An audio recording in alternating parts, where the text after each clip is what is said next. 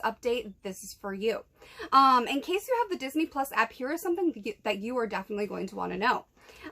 Disney Plus is set to remove content from their app, and they're also going to be merging themselves with the Hulu app, as well as raising the price of the actual app subscriptions themselves.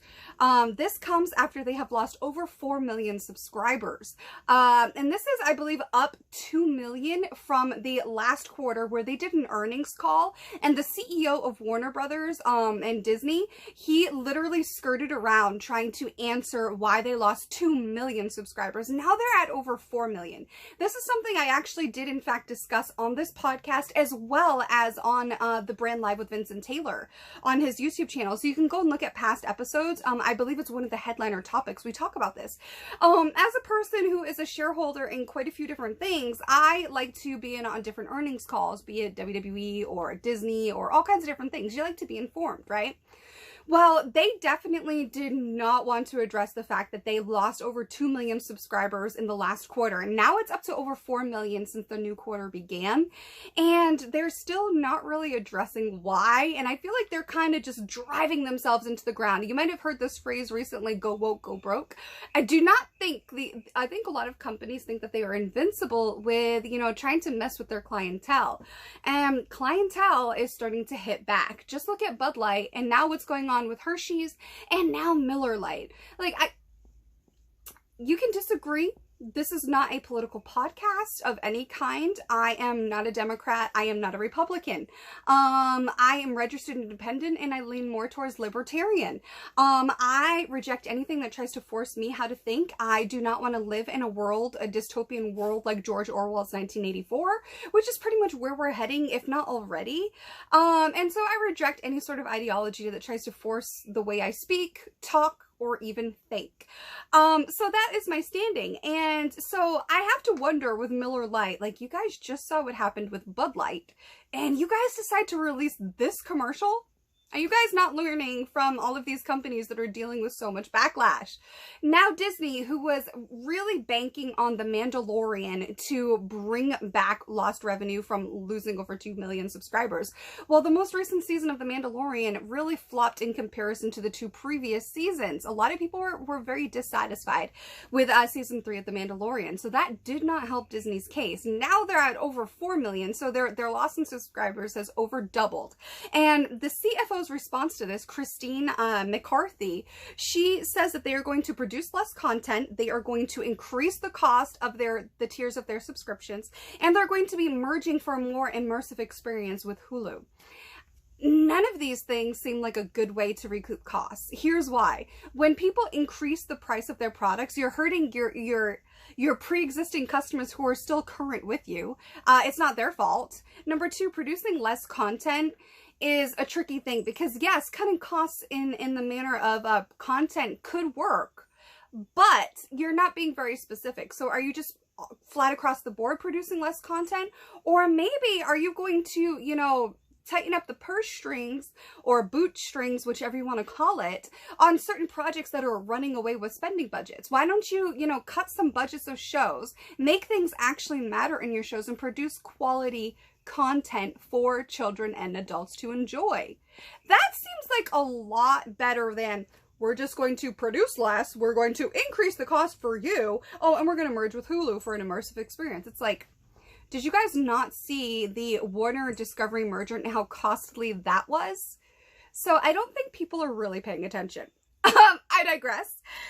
Next up on the Hollywood news update is Johnny Depp. And I have to say, this is so well deserved. I have always been Johnny Depp's side in this whole thing. So Johnny Depp has made history.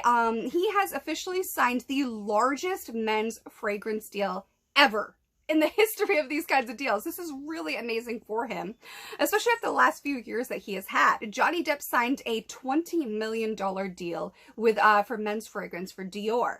I love this for him. I'm not going to lie. I do love this for him, and I actually love this for Dior. This is a much better move considering that they were just recently bragging on social media about how they actually made the suit for Prince Harry to wear to the coronation. That suit was wrinkly as heck. I don't think it was much of a brag. So this is a lot better for Dior. I think this is a much better stance for Dior. So huge congratulations to Johnny Depp. Next up on the docket is the interesting rumors surrounding the new Superman Legacy film for DC Comics. Now, we just talked about the Warner's Discovery merger, how a lot of that put, you know, a lot of different DC projects on the chopping block, and we also have talked to great length and to great detail on how the co-CEOs of DC Comics as a whole are producing less content to make their content more meaningful, and also put a cap on their spending, which is something that Disney should probably look into referencing, right? Well, one of the projects that is going to officially be launched as its own standalone film is Superman Legacy. And Superman Legacy is going to be one of the first films to happen now that we have had an official reset of the DCU, which is the DC Comics universe, since the Flash movie. The whole purpose, well, one of the main purposes, I should say, of the Flash film was to completely reset the DCU so that we didn't have any more DCEU all kinds of stuff that casual fans could not identify with. There's too many different cuts and all these other things. They're watering it down to 2 films and 2 television shows for their streaming apps per year.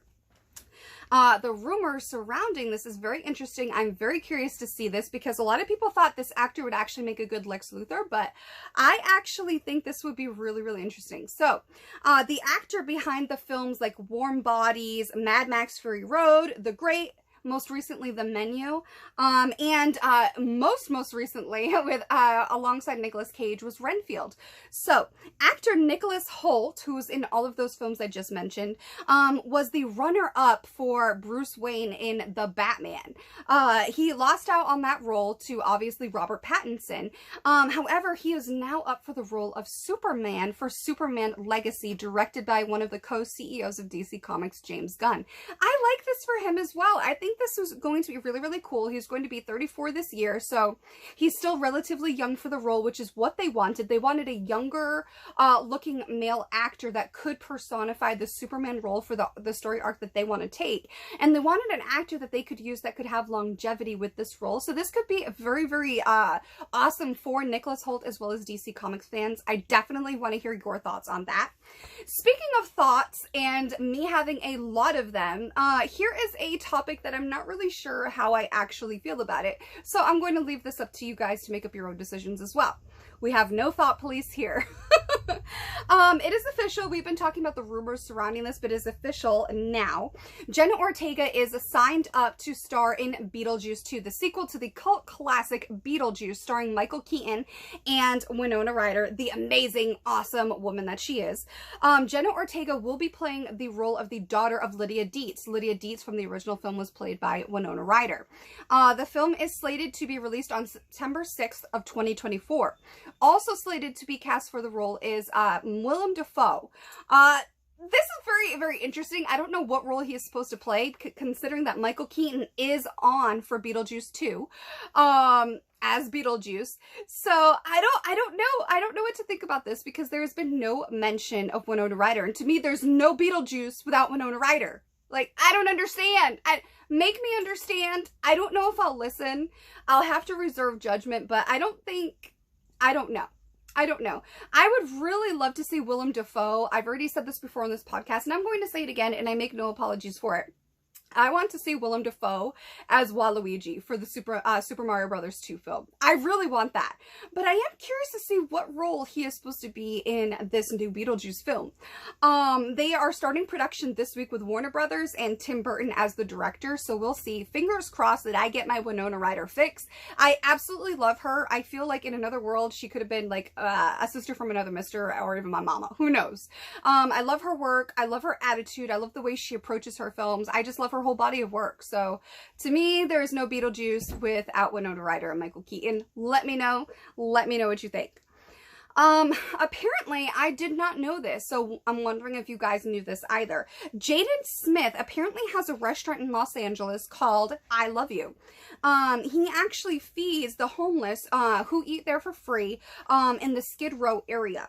And it's a vegan restaurant style that aims for paying customers to pay a little bit extra to help pay for the person behind them, and so forth and so on and so on. Kind of like a really awesome pay it forward sort of thing. And this also, sorry, this also helps them feed the homeless in the area of Skid Row. I really think this is a really cool concept. I had no idea that he was actually involved in any sort of philanthropy whatsoever, but this is apparently his second endeavor in this area. He actually also did a food truck, a vegan food truck as well. So I thought this was really amazing. Considering everything he's gone through with the parents that he has, I think this is awesome. Love that for him. I love the community outreach, especially today. This is super cool.